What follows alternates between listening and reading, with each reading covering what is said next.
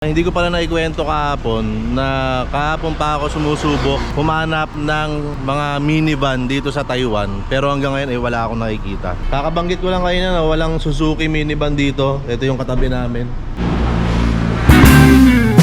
Okay, nandito tayo ngayon sa Taiwan para tumingin ng mga bagong motor. At isa ito sa mga pinakabagong motor na nakita ko dito. Ito ang tinatawag na Yamaha.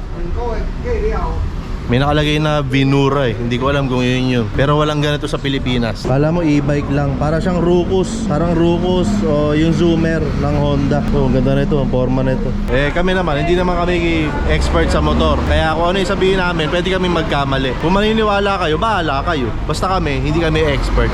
Tara na, mamasyal na lang tayo.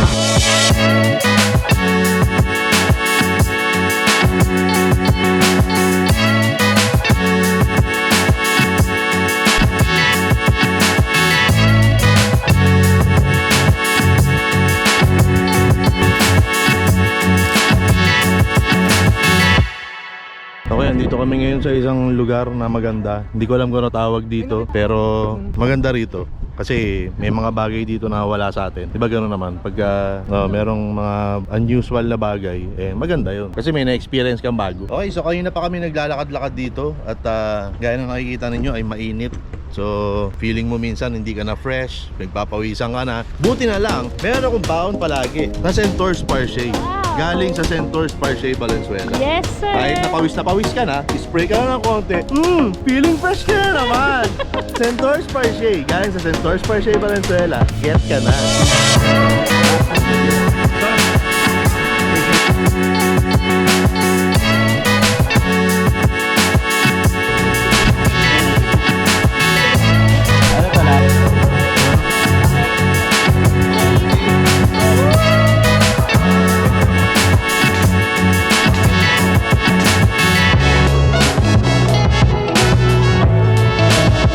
Nandito kami ngayon sa isang kainan dito sa may Falls.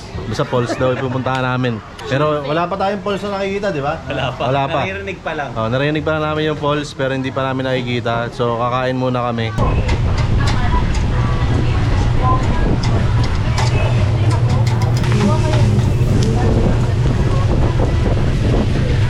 Malis ako doon. Bakit? May usok, Oh. may barbecue. Oo. Mayroon. Centaur's Parche naman dyan. Siyempre! Uy! Laging ano to, available. Ready pala. Uy, ang bango. Parang alam niya. Ay, mapindot.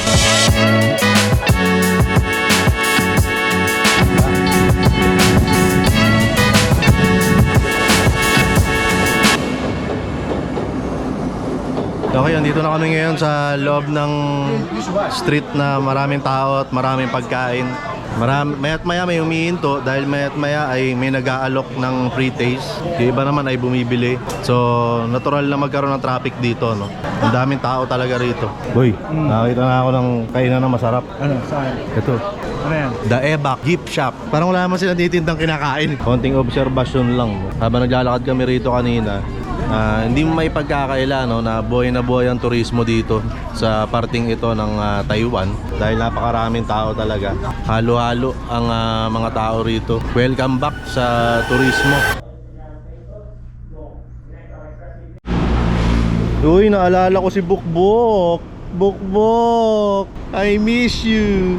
Okay, panibagong araw na nga to, no? At hindi ko pala naikwento kahapon na kahapon pa ako sumusubok humanap ng mga minivan dito sa Taiwan, pero hanggang ngayon ay wala akong nakikita. Puro bago yata yung mga sasakyan nila rito. Parang mine-maintain yung mga sasakyan. So hindi ko alam kung may issue doon dahil lumang modelo na yung Suzuki minivan, pero wala akong nakikita rito na mga ganong sasakyan.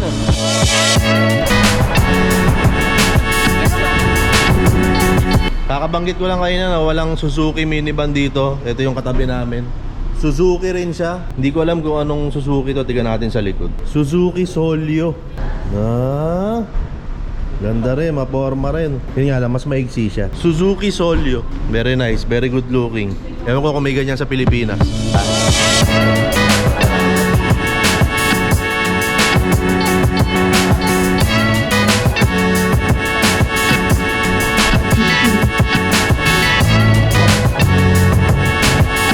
Okay, nandito kami ngayon sa may Siemens Station. So malamang dito kinuha yung pangalan ni Siemens, no? Dun sa Meteor Garden. Sana naman dito siya kinuha. Kasi kung hindi dito sa Siemens Station kinuha yung pangalan niya, hindi ko na alam kung saan nila nakuha yung Siemens.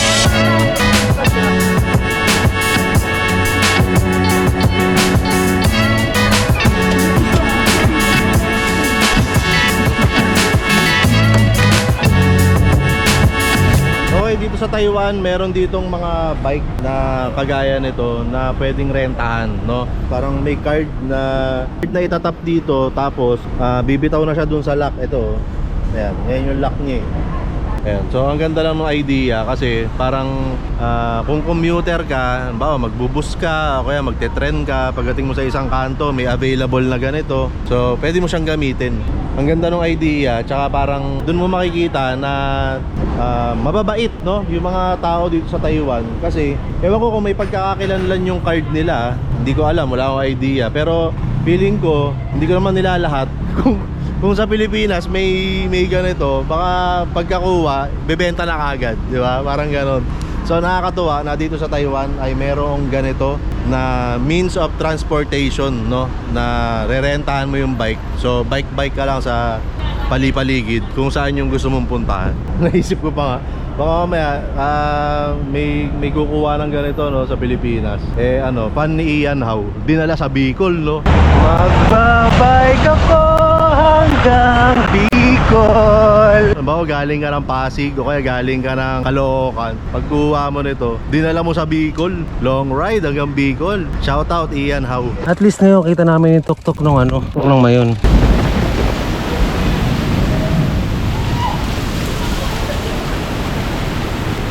Wala kaming choice kundi mabasa. Ang lakas ng ulan. Inabutan kami ng ulan dito sa Taiwan. Actually nung pagdating namin dito, umuulan daw talaga. Pero ayun, mula nung lumapag kami, ngayon lang umulan ng ganito kalakas. Umulan-ulan, umaambon-ambon ng bahagya, pero ngayon lang yung ganito kalakas. Ang lakas talaga. Nakakatakot yung ulan. I'm so scared.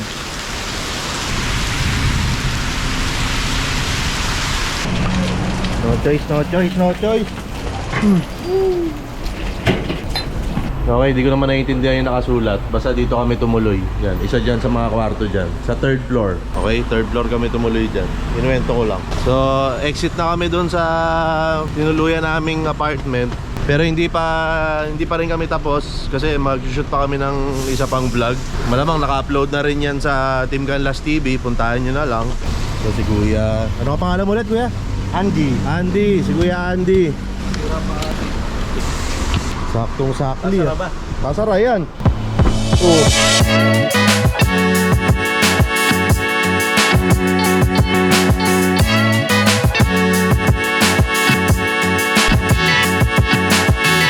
Minsan talaga may mga pangyayaring ganito, hindi natin may iwasan. Tol, ba't parang malungkot ka? Sakit ngipin ko. Sakit na ba ng ipin? Hindi, minsan talaga yun yung ano po, hindi may iwasan yun, di ba? Dahil nga wala man tayong control dito. So yung tinatarget namin na mapuntahang content, sarado ngayong araw na to. Akalain mo yun? Na-tiyempo pa. Eh syempre, wala man tayong alam dito. Eh hindi naman natin kabisado to. So, ganoon talaga. Pero ibig sabihin, meron pang dahilan para bumalik. Yes. Oo. Tama ba yun, Tol? Tama. Babalik tayo kapag okay na ang ngipin ko. Yeah. Tama. Para ano, ngiti-ngiti lang. Oo, ngiti. Hindi naman ako nabungal. Masakit lang talaga. Masakit na talaga yung ngipin. Next week daw tayo babalik dito. Next week agad? Next week. Ang bilis naman pala. Ang bira. Ha? Nabuk na. Nabuk na? Alam mo, San Divino? Saan? Cebu Pacific. Uy! Cebu Pacific! Baka naman! Baka So, naman! palagi na lang kami sumasakay ng Cebu Pacific. Cebu Pacific, oh.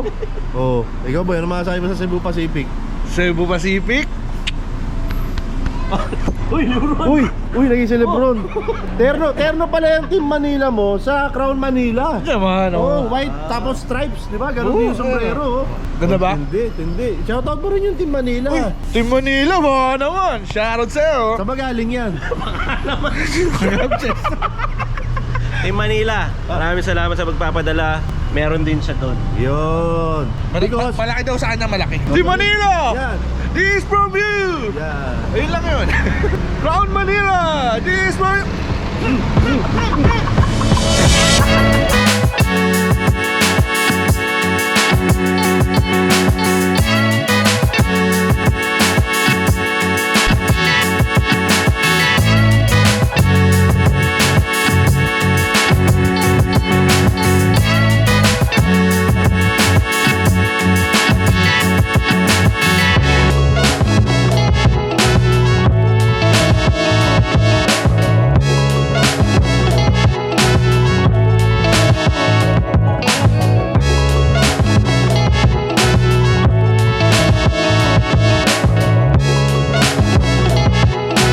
Okay, para dun sa mga nagtatanong at nagtataka, no, ito talaga yung nangyari dun sa episode na nagpaalam ako kay Bokbok.